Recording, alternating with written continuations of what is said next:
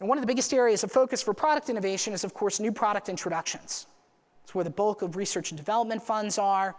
And historically, although it's gotten a lot of the investment, it's really not had a huge impact on earnings or revenue in the year 1, year 2 after new products are launched. Maybe it's 1, maybe it's 2% of revenue.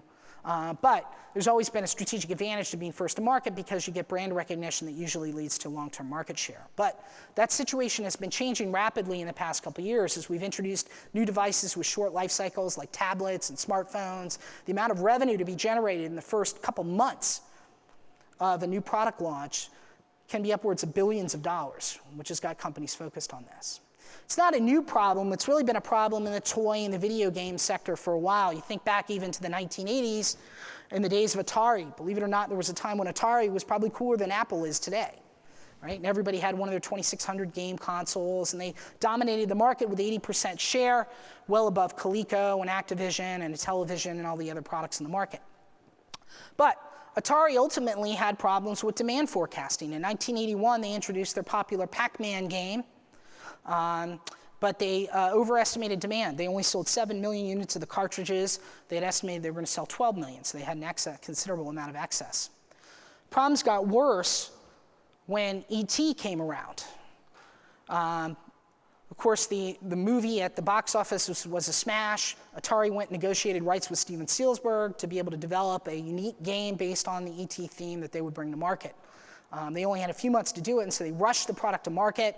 And it, needless to say, it received some considerably unfavorable reviews from the consumer population who thought the graphics quality was low and the interactive features of the game were difficult. But forecasting video games, DVDs, music, products like that are particularly hard because demand goes from 0 to maximum on the day of launch. And in many of these segments, 60 to 80% of the lifetime sales of a product will occur just in the first couple weeks after it's launched. So if you get it wrong, and you underestimate, you have a massive revenue opportunity that you've foregone. So Atari, when they made E.T., massively over-forecasted it. Unlike Pac-Man, there wasn't an arcade version of E.T., so they really didn't have anything to go off of in terms of how popular this game was going to be or to get feedback about it. Now, what's probably more interesting than the over-forecasting is what ended up happening with the extra cartridges. So Atari has never confirmed this, but industry insiders will tell you that they took 14 truckloads of shipments from a plant in El Paso to New Mexico, and they buried them underground and crushed them and put cement over top of them. So when you hear about these UFO sightings in New Mexico, you can wonder if maybe it's some of the ghosts of the Space Invaders and E.T. games that are buried in the desert out there.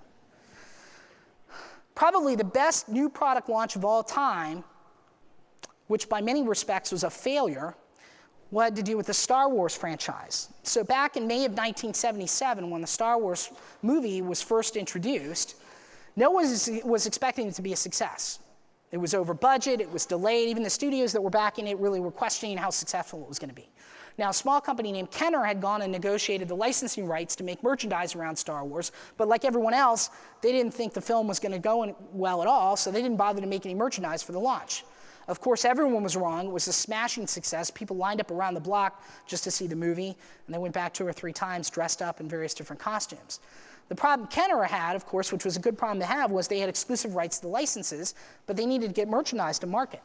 When you start in June or July of 1977 and try to get a product to market in December was pretty challenging because back then it would take 12 months to get the molds and everything set up for these action figures. So what they did was relatively ingenious. Instead of actually getting the action figures to market, they sold people a $16 cardboard certificate that said, you can buy this in the store, put it under the tree for your kid, mail it in, and 60 days later, when the products are actually available, we'll mail you Princess Leia, Luke Skywalker, R2-D2, and Chewbacca. And it was an amazing success. People bought them by the millions. They ended up selling 42 million action figures in the first year after the Star Wars film was originally introduced.